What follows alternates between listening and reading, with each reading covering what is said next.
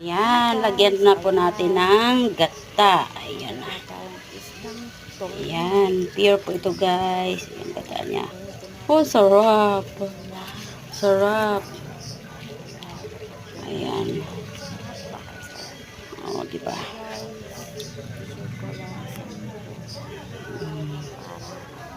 Gusto ko kasi siyang marami siyang gata guys.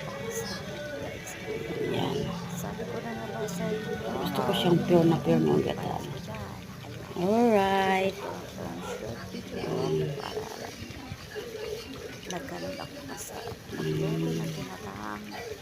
Yan na.